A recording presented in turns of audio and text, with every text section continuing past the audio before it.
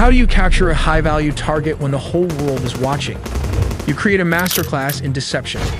The CIA set the stage with a single building as bait and filled the sky with 150 aircraft to create a deafening sonic shield for the helicopters to drop Delta forces. F-35s lit up the perimeter, turning night into day. By the time the dust settled, the helicopters had already touched down and Maduro was gone. We'll also look at how the US uses the F-35 jets in its Navy to launch a large-scale attack, all in the video ahead. In the dead of night that is 2 in the morning, the lights went out in Caracas. By 5 a.m., the president of Venezuela was gone. But how US played in deception games. While the whole world were focused on the aircraft carriers in the Caribbean, a shadow war was being fought on the ground. This wasn't an invasion, it was a surgical extraction. We finally have the declassified timeline of how US forces breached the heart of Caracas and extracted Nicolás Maduro. Let's start with step 1. The setup. This didn't happen overnight. For months, the US had been tightening a naval quarantine around Venezuela. The US Gerald R. Ford Carrier Strike Group and the US Iwo Jima Amphibious Ready Group were parked off the coast. The pretext was clear. The US designated the Venezuelan government a narco-terrorist state, specifically targeting the drugs lords, but while the Navy squeezed the coast, intelligence assets were tracking one man. They waited for a specific window, a moment where Maduro was stationary and vulnerable. Step 2. The strike. It began at exactly 2 in the morning Venezuelan Standard Time. High above, several F-35 stealth fighters punch a hole through the enemy lines, destabilizing their anti-air defenses. Like these Russian S-300 missiles located all over the strategic high-value target. With the skies cleared, the path opens for Delta Force helicopters to fly straight towards the mission. Here comes the deception as the helicopters flew. The jets started firing with more strikes as it hit Fort Tuna, the main military base and command center, and La Carlota Air Base, destabilizing Venezuelan air support. Reports from the ground described widespread explosions and a sudden communications blackout. The chaos wasn't the goal, it was the cover. But how did the raid happen? We have to look at step 3. Under the cover of darkness and chaos, the Tier 1 operators went to work. But what is the exact unit tasked with the mission? It is the Delta Force, one of the most elite secretive special forces units in the US military. Witnesses in Caracas reported low-flying aircraft skimming the rooftops, flying well below radar coverage. The team breached a secure compound believed to be a safe house within the massive Fort Tuna complex.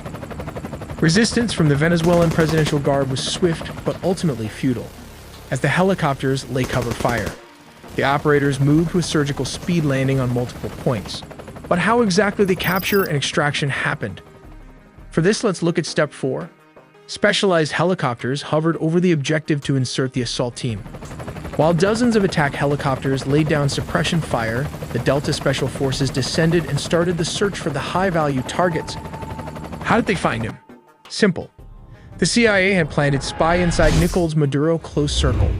While back in the US, Delta Force built an exact replica of his safe house, rehearsing the raid until they could do it blindfolded. While operators breached the room so fast, his security could not even react to the situation as the sound of flash grenades disoriented the security guard. Using blowtorch, they caught him before he could even lock all the doors. Maduro's shock and awe froze him as Delta Force reached the compound. Nicolás Maduro and his wife, Celia Flores, were physically secured. This wasn't a negotiation. They were detained and immediately moved to the extraction point.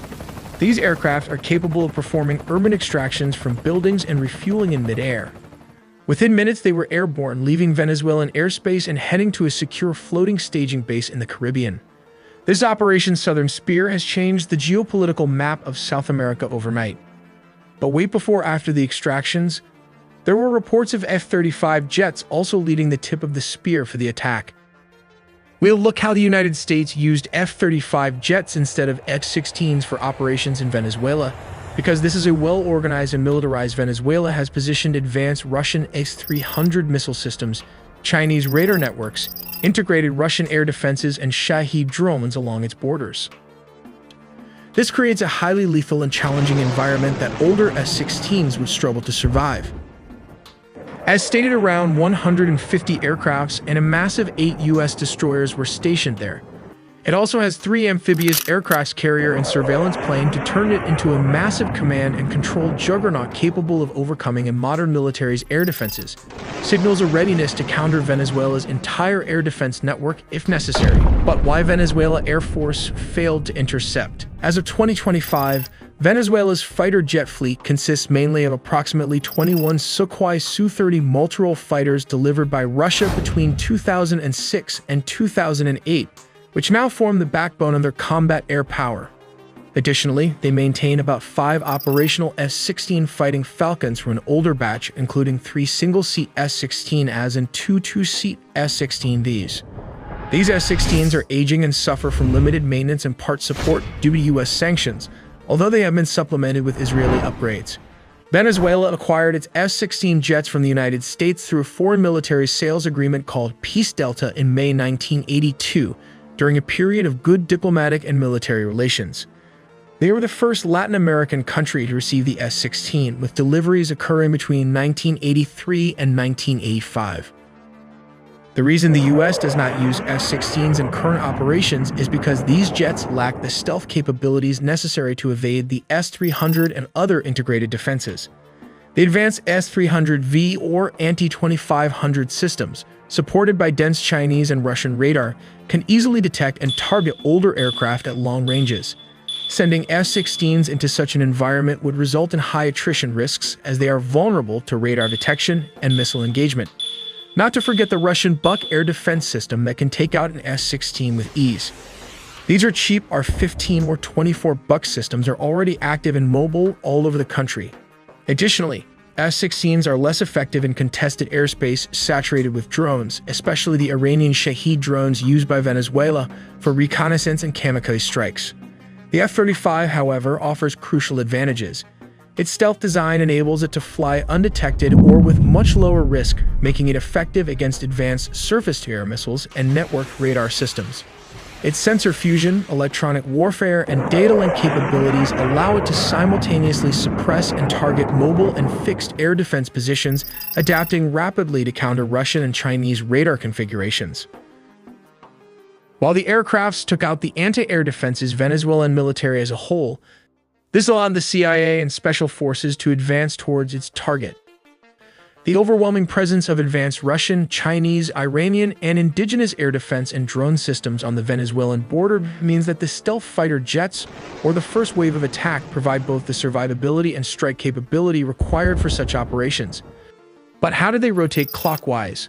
Well, the distance from Puerto Rico to Venezuela is about 1,300 kilometers. This is roughly 810 miles, which translates to around 1.5 hours of flight time for an F-35 flying at high subsonic speeds.